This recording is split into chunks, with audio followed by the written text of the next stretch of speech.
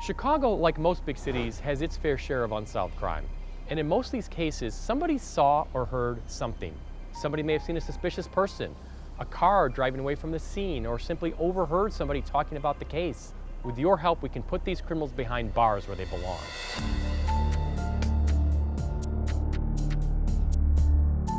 Here in Chicago, we have too many unsolved murders. We need your help.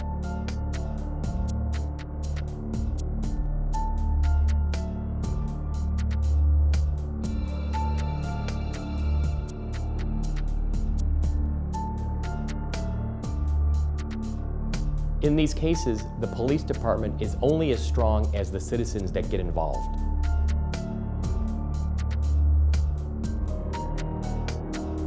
Oftentimes, all the detectives need is a tip, a start.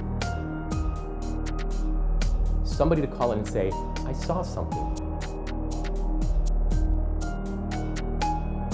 Any little information that you know can be the impetus to solve the entire case.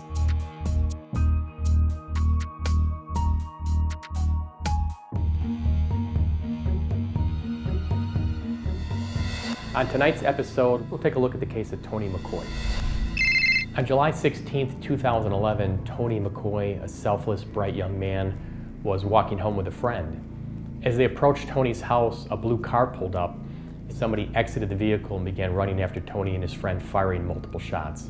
Tony's friend was able to flee, but Tony was struck and fell to the ground. Here's his story. From an early age, Tony was smart, very friendly, and giving. I used to watch him when he was in preschool, and he would share his toys, candy, with other kids. And, I was just amazed that he wasn't selfish because he was the only child, so he was giving. He used to try and be the little class clown because he liked to make people laugh. So he was very well liked, not only by me, but by the community and people outside of the community as well. One of his childhood friends that grew up with him, it was a female, she told me, she said, he was the type of person. She said one day he came outside and I was sitting down, I was depressed. She said about some personal things I was going through. She said he came out, he was bouncing his ball. She said he walked up to me and said, hey, ugly, playing with her, try to get her to laugh. And what's wrong with you? And he sat down on the side of her, and she told him what was going on with her.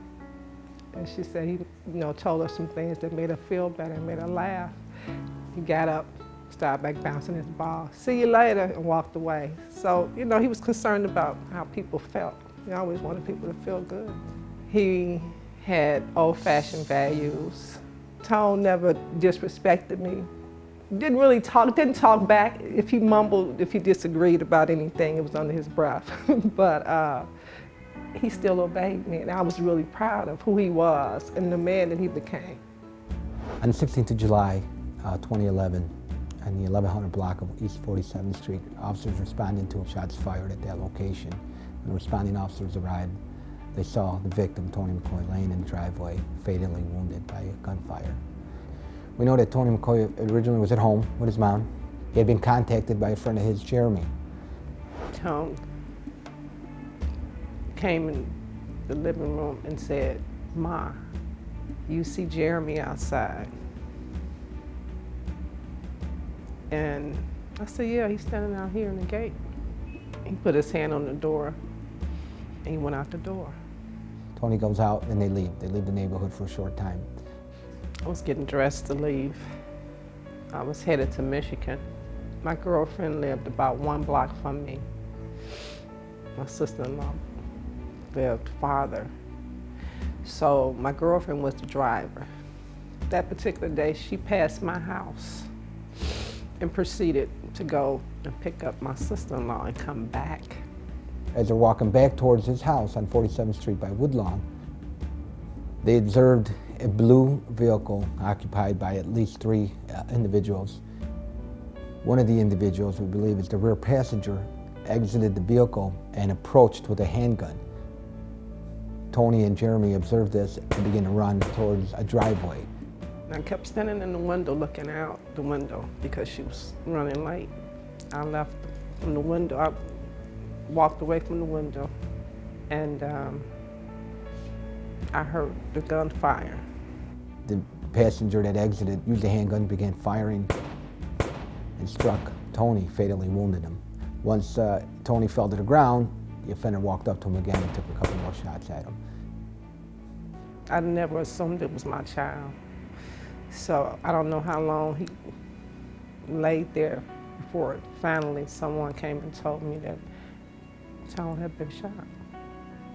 At that time, the offender got back in his car and the vehicle drove off. It made good on their escape. He was 2 weeks short of leaving, going away to college. So probably, maybe if they had delayed it, he wouldn't have been in Chicago. He'd have been gone. Have you been in an accident? Have you been the victim of discrimination or had your rights violated? Have you been injured? If so, the lawyers at Hale Law would love to talk to you. We offer a free consultation. Call me, Andy Hale, 312-870-6926. 312-870-6926. I look forward to talking with you about your case.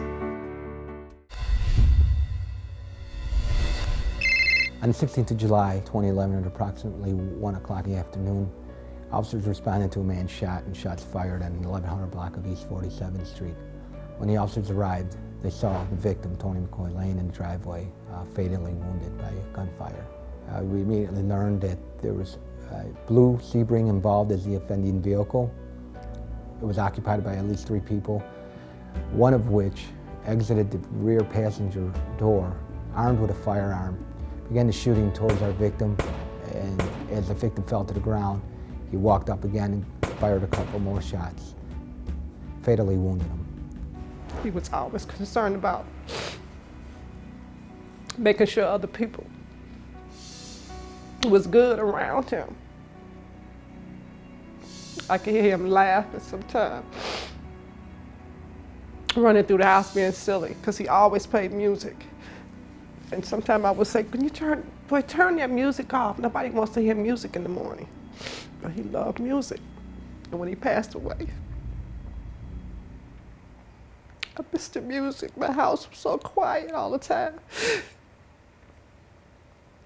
After the detectives were notified by the district that there was a murder that had occurred there on 47th Street, they arrived. They do what we always do. We immediately ensure that the crime scene is secured. We ensure that any and all evidence is secured. And then we ensure that any witnesses, we get their information and try to interview them immediately. In this case, we did have one witness saying that she was walking down the street with her young child. She was walking in the same direction with both Jeremy and Tony. Fortunately for her, she stopped because she was using her cell phone. As she sees this blue car approach, she sees the offender getting out with the weapon, and she sees the shooting. Shortly thereafter, their vehicle was found and discovered at the 6400 block of South Cottage Grove by a citizen who called the police and said that a vehicle was on fire in the alley of that 6400 block of South Cottage. We learned that that vehicle had been taken earlier in a robbery. The owner of the vehicle was just standing outside of his vehicle when 2 offenders approached him, announced the robbery, took the keys, took the phone, also pistol whipped him with a gun, and drove off in the car. That's very common. We have shootings and murders, and we discovered that the offenders use a stolen vehicle, and in this case it's to kill Tony McCoy. My son was 20 years old. He was just starting to live his life. What right does someone have to take somebody's life? God give us life. Who are you to decide it's time for this person to leave? I mean, this has destroyed our family.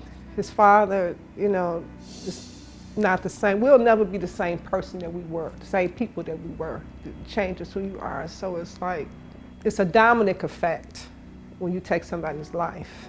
It's not just him, it's friends and family. So if anybody has any information, they should come forward. They should tell. They should give as much information that they have. So in the murder of Tony McCoy, what we're really looking for is evidence and witnesses, whether they're eyewitnesses, circumstantial witnesses, or third-party witnesses, where you just heard something on all 3 cases to put this puzzle together. We have the robbery. We know that the robbery occurred. We know that the offenders of the robbery walked up to the victims, announced the robbery, pistol whipped them with a firearm, took the keys of the car, and drove off in the car. Shortly thereafter, we have the homicide of Tony McCoy. And then shortly after that, we have the torching of the offending vehicle over at 4600 block of South Cottage in the alley. Anything that you can give us from any of the three scenes, any of the three crimes, we can help put this puzzle together and bring these people to justice, the offenders of this murder. So we ask that if you have any information, anything that you may even think is just insignificant or seemingly insignificant on any of these three cases, please call 312-747-8380. You can ask for myself, Lieutenant Ozzie Valdez, or any homicide detective. We need to really stop this. It's violence, taking people's lives, and it's destroying families, it's destroying lives, it should stop, really. The cases you just watched remain unsolved, and we need your help. If you have any information on tonight's episode or any other cases, please give our detectives a call. We need our communities to come together so we can take back our streets and make our neighborhoods a safer place.